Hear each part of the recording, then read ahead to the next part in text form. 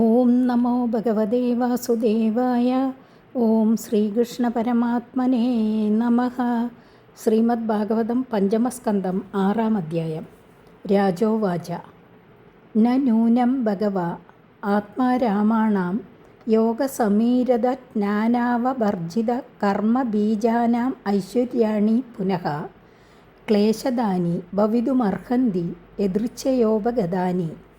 പരീക്ഷിത്ത് രാജാവ് ശുകബ്രഹ്മർഷിയോട് ചോദിച്ചു, യോഗൈശ്വര്യങ്ങളെ ഋഷഭദേവൻ അഭിനന്ദിക്കാതിരിപ്പാൻ എന്താണ് കാരണം? ഹേ ഭഗവൻ, യോഗസിദ്ധി നിമിത്തം തടസ്സം കൂടാതെ ഉജ്ജ്വലിക്കുന്ന ജ്ഞാനാഗ്നിയിൽ സർവകർമ്മങ്ങളും ദഹിച്ചിരിക്കയാൽ നിരന്തരം ആത്മാനന്ദത്തിൽ രമിച്ചിരിക്കുന്നവരെ വ്യാമോഹിപ്പിക്കുവാനോ പുനർജന്മ മരണങ്ങളെ ഉണ്ടാക്കി തീർക്കുവാനോ യോഗൈശ്വര്യങ്ങൾക്ക് ശക്തിയുണ്ടാകുവാൻ തരമില്ലാത്ത സ്ഥിതിക്ക് സ്വയമേവ വന്നുചേർന്ന സിദ്ധികളെ ആദരിക്കാഞ്ഞതിന് മതിയായ കാരണം എന്താണെന്ന് അരുളി ചെയ്യുവാൻ കരുണയുണ്ടാകണം. ഋഷിരുവാച.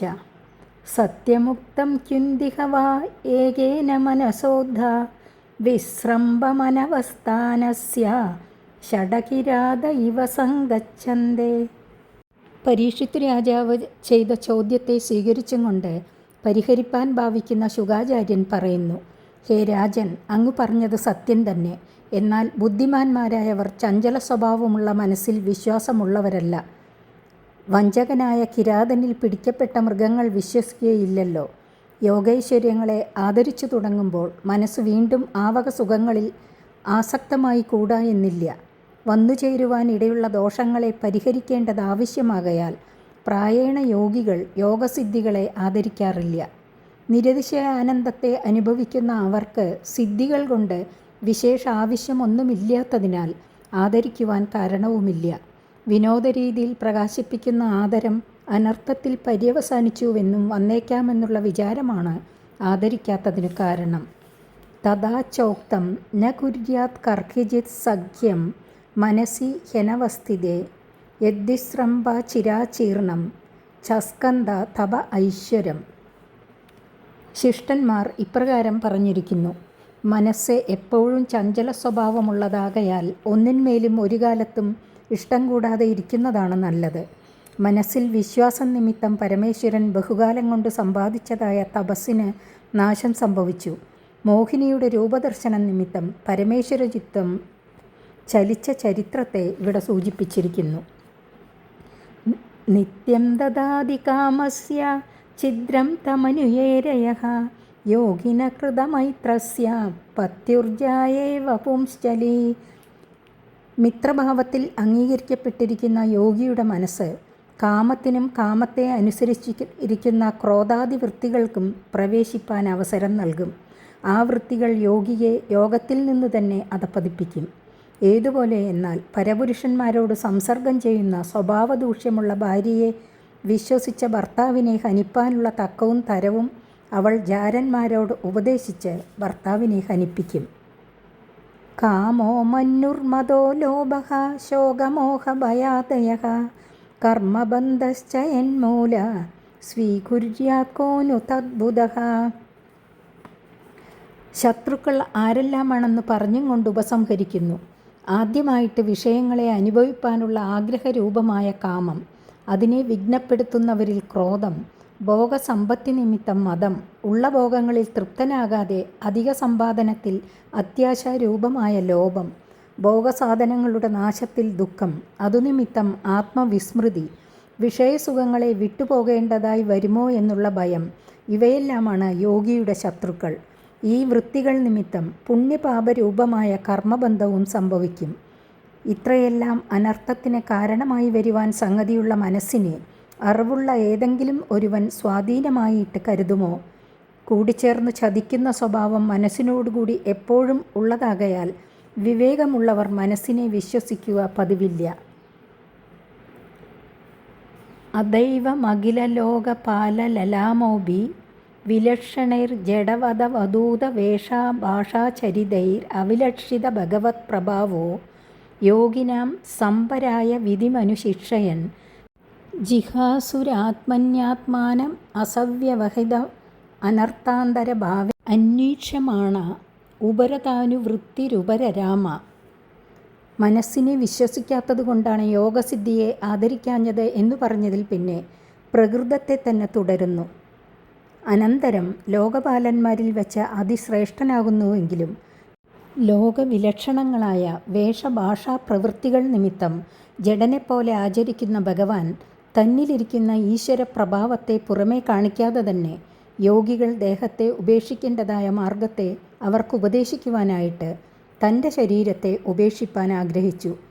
ആത്മാവിനെ കൂടാതെ അന്യമായ പരമാർത്ഥം ഇല്ലെന്നുള്ള ദൃഢജ്ഞാനം നിമിത്തം സ്വാത്മാവിനെ പരമാത്മാവിൽ ലയിപ്പിച്ചു. ശരീരത്തെക്കുറിച്ചുണ്ടായിരുന്ന അധ്യാസത്തെ തീരെ നിർത്തിയതിനാൽ ഉപരതിയെ പ്രാപിച്ചു. തസ്യ വാ ഏവം മുക്തലിംഗസ്യ ഭഗവത ഋഷഭസ്യ യോഗമായാവാസനയാ ദേഹ ഇമാം ജഗദീഭിമാനാഭാസേന സംക്രമമാണഃ കൊങ്കവെങ്കകുടകാൻ ദക്ഷിണ കർണാടകാൻ യദൃച്ഛയോപഗതഃ കുടകാജലോപവന ആസ്യകൃതാശ്മകബള ഉന്മാദ ഇവ മുക്തമൂർധജോ സംവീത ഏവ വിചചാര. ഇപ്രകാരം ഭഗവാനായ ഋഷഭദേവൻ ലിംഗദേഹബന്ധത്തിൽ നിന്ന് മുക്തനായി എങ്കിലും യോഗമായാവിലാസത്താൽ ശരീരം പിന്നെയും അഭിമാനത്തിൻ്റെ പ്രതിച്ഛായയെ ആശ്രയിച്ചും കൊണ്ട് കുലാലചക്രം തിരിയുന്നതുപോലെ ലോകത്തിൽ പല ദേശങ്ങളിലും സഞ്ചരിച്ചു കൊണ്ടിരുന്നു. കൊങ്കം, വെങ്കം, കുടകുരാജ്യം, തെക്കൻ കർണാടക ദേശങ്ങൾ ഇവിടങ്ങളിലെല്ലാം ചുറ്റിയ ശേഷം കുടകപർവ്വതത്തിൻ്റെ സമീപവനത്തിൽ മുഖാന്തർഭാഗത്തിൽ കല്ലും നിറച്ച് അഴിഞ്ഞ തലമുടിയോടും കൂടി ഉന്മാദഗ്രസ്തനെന്ന മട്ടിൽ വസ്ത്രാച്ഛാദനമില്ലാതെ സഞ്ചരിച്ചിരുന്നു. ഇന്ദ്രിയങ്ങളെ ജയിച്ചുവെന്ന് പറയണമെങ്കിൽ രസനേന്ദ്രിയത്തെ ജയിക്കണം. അതുവരെ ഇന്ദ്രിയജയം വന്നുവെന്ന് പറഞ്ഞുകൂടാ എന്നുപദേശിപ്പാനായിരിക്കണം മുഖാന്തർഭാഗത്തിൽ കല്ലുകുത്തി നിറച്ചത്. ജീവൻ മുക്തന്മാർ അവിദ്യാംശത്തെ ആശ്രയിച്ച് സഞ്ചരിക്കും. എങ്കിലും ആ അവിദ്യയ്ക്ക് അവരെ ബന്ധിപ്പാൻ ശക്തിയില്ല. ഋഷഭദേവനാവട്ടെ ഭഗവാനായതുകൊണ്ട് യോഗമായാവിലാസത്താൽ അവശേഷിച്ചിരിക്കുന്ന അഭിമാനത്തിൻ്റെ ആഭാസത്തെ ആശ്രയിച്ച് അവിടുത്തെ ദേഹം സഞ്ചരിക്കുന്നു. അധഃസമീരവേഗ വിദൂത വേണുവികർഷണ ജാതോഗ്രദാവാനലസ്തദ്വനമാലേലിഹാനഃ സഹതേന ദദാഹ. അനന്തരം ദേഹത്തെ ഉപേക്ഷിച്ചതിനെ പറയുന്നു. ഘനമായി വീശുന്ന കാറ്റിനാൽ ചലിക്കുന്ന മുളകൾ തമ്മിൽ തട്ടിയുണ്ടായ ഉഗ്രമായ കാട്ടുതീ ആ വനത്തെ ദഹിപ്പിക്കുന്ന സമയം അതോടുകൂടി ആ ശരീരവും ദഹിച്ചു. യസ്യ കിലാനുചരിതം ആശ്രം ആദീതം ഉപാകർണ്യ കൊങ്കവെങ്കകുടകാനാം രാജാർഹന്നാമോപശിക്ഷ്യ കലാവധർമ്മ ഉത്കൃഷ്യമാണേ ഭവിതവ്യേന വിമോഹിതഃ സ്വധർമ്മപദം അകുതോഭയമപഹായ കുപദം പാഷണ്ഡമസമഞ്ജസം നിജമനീഷയാ മന്ദ സംപ്രവർത്തയിഷ്യതേ. യാതൊരു ഭഗവാൻ അനുഷ്ഠിച്ചതും വർണ്ണാശ്രമധർമ്മങ്ങളെയെല്ലാം അതിക്രമിച്ചിരിക്കുന്നതുമായ ഈ പരമഹംസധർമ്മത്തെ കൊങ്കവെങ്ക കുടകരാജ്യങ്ങളുടെ അധിപനായ അർഹൻ എന്ന രാജാവ് സ്വപ്രജകളിൽ നിന്ന് കേട്ടറിഞ്ഞ് അധർമ്മം ഉത്കർഷത്തെ പ്രാപിക്കുന്ന കലിയുഗത്തിൽ ശാസ്ത്രസമ്മതവും ഭയത്തിന് കാരണമില്ലാത്തതുമായ സ്വധർമ്മത്തെ വെടിയുകയും വേദവിരുദ്ധവും നാശകാരണവുമായ പാഷണ്ഡമാർഗത്തെ താൻ പഠിക്കുകയും സ്വമേധയാ രാജ്യത്തിൽ സ്വപ്രജകളെ ആവിധം നടക്കുവാൻ ശാസിക്കുകയും ചെയ്യും. കലിയിൽ ജനിക്കുന്ന പ്രാണികളുടെ പാപകർമ്മ പരിഭാഗ ഫലമെന്നേ ഇതിനെക്കുറിച്ച് പറയുവാനുള്ളൂ. മഹാന്മാർ അനുഷ്ഠിക്കുന്ന അതിവർണ്ണാശ്രമധർമ്മങ്ങളെ കണ്ടിട്ട് അതിനർഹന്മാരല്ലാത്തവർ ആവിധം ആചരിക്കുന്നത് അവിവേകവും അധപ്പതിപ്പാൻ മാർഗവുമാണ്. ഏനഹ വാവ കലോ മനുജാപസദാ ദേവമായാമോഹിതാഃ സ്വവിധി നിയോഗ ശൗച ചാരിത്ര വിഹീന ദേവഹേളലാനന്യ അപവ്രതാനി നിജ നിജേച്ഛയാ ഗൃഹ്ണാന അസ്നാനാചമന ശൗചകേശോല്ലുഞ്ജനാദീനി കലിന ധർമ്മബഹുലേനോപഹതധിയോ ബ്രഹ്മബ്രാഹ്മണയത്ന പുരുഷലോക വിദൂഷകാഃ പ്രായേണ ഭവിഷ്യന്തി.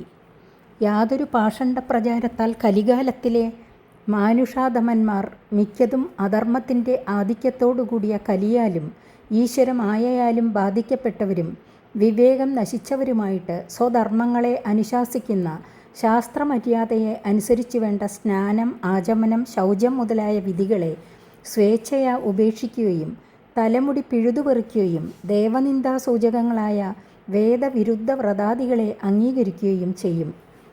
വേദത്തെയോ ബ്രാഹ്മണരെയോ ഈശ്വരനെയോ സജ്ജനങ്ങളെയോ ആദരിക്കുന്നവർ പ്രായേണ കലികാലത്തിൽ കുറഞ്ഞുവരും.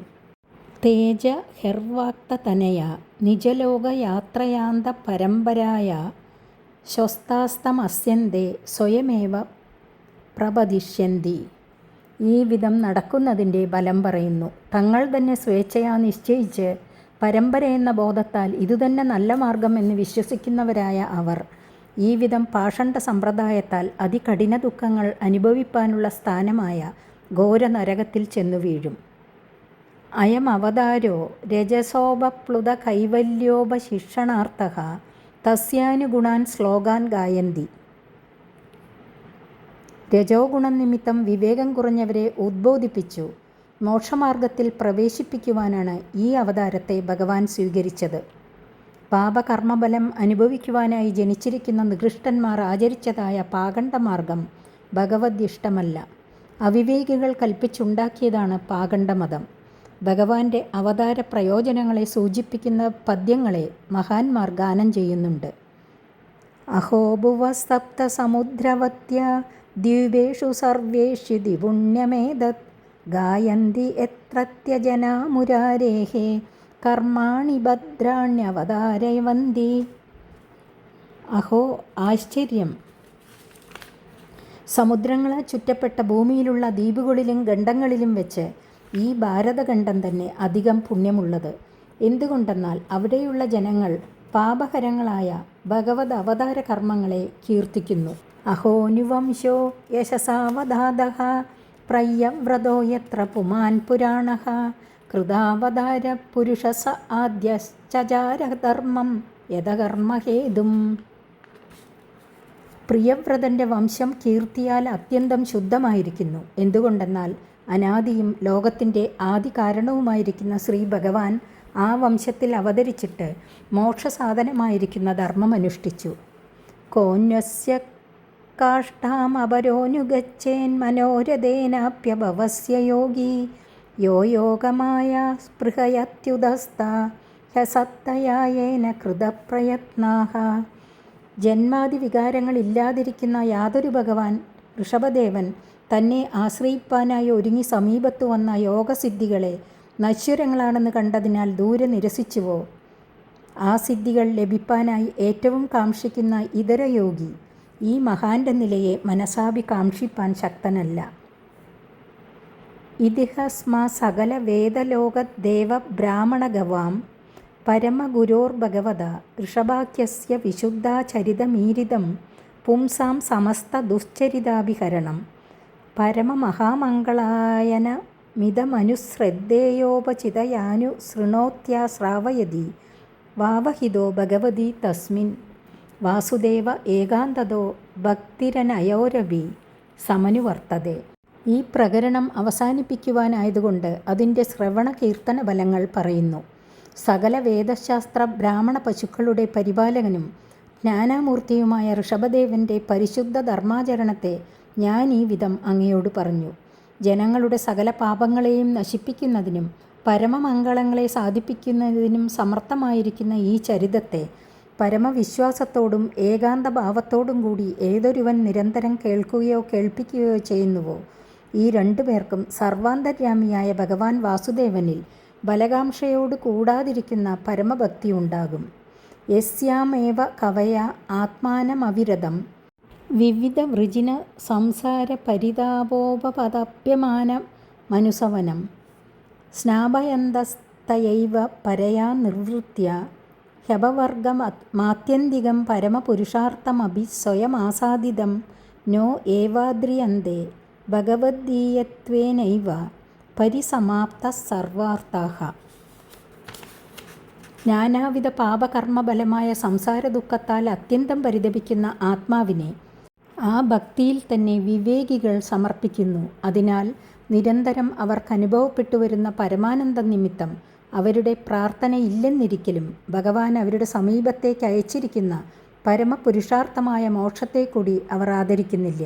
എന്തുകൊണ്ടെന്നാൽ എല്ലാം ഭഗവത് സ്വരൂപമായിട്ടു തന്നെ അവർക്കനുഭവപ്പെട്ടിരിക്കുന്നു. രാജൻ പതിർഗുരുരലംബവതാം യദൂനാം ദൈവപ്രിയകുലപതി ക്വച കിങ്കരോ വഹ അസ്തേവമംഗഭഗവാൻ ഭജതാം മുകുന്ദോ മുക്തിം ദദാതി കർഹ്യജിസ്മന ഭക്തിയോഗം. പരമപ്രേമലക്ഷണയായ ഭക്തിയെ ഭഗവാൻ ദുർലഭമായിട്ടേ നൽകുന്നുള്ളൂ എന്നുപദേശിക്കുന്നു. ഹേ രാജൻ, പാണ്ഡവന്മാരായ നിങ്ങൾക്കും യദുക്കൾക്കും ഭഗവാൻ ഉപദേഷ്ടാവായും ഉപാസ്യദേവനായും പ്രിയ സുഹൃത്തായും കുലത്തെ വേണ്ടതുപോലെ പാലിക്കുന്ന നാഥനായും എന്നുവേണ്ട, ചിലപ്പോൾ ഭൃത്യനായിട്ടുകൂടി ഭവിച്ചിട്ടുണ്ട്. അത് ഭഗവാന്റെ ഇച്ഛയായിരുന്നു. എന്നാൽ എല്ലാവരിലും ഈ വിധമായ അനുഗ്രഹം ഉണ്ടാകുമെന്നു കരുതേണ്ട. നിരന്തരം ആശ്രയിക്കുന്നവർക്ക് ഭഗവാൻ മുക്തിയെ നൽകും, ഭക്തിയോഗത്തെ നൽകുകയില്ല. പരമപ്രേമലക്ഷണയായ ഭക്തി മുക്തിയേക്കാൾ ഗരീയസി എന്ന് അറിഞ്ഞുകൊള്ളുക. നിത്യാനുഭൂത നിജലാഭ നിവൃത്ത തൃഷ്ണഃ ശ്രേയസ്യ തദ്രചനയാ ചിരസുപ്തബുദ്ധേഃ ലോകസ്യ യ കരുണയാ ഭയമാത്മലോകമാഖ്യാൻ നമോ ഭഗവതേ ഋഷഭായ തസ്മൈ. ഋഷഭാവതാരത്തെ ശുകാചാര്യൻ നമസ്കരിക്കുന്നു.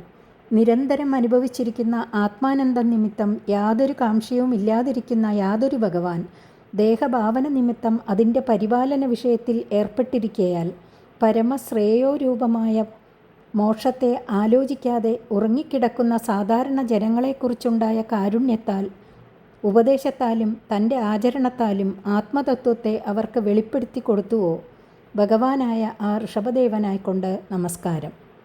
6-ാമത്തെ അധ്യായം സമാപിച്ചു. 7-ാമത്തെ അധ്യായം അടുത്ത ദിവസം. ഹരി ഓം.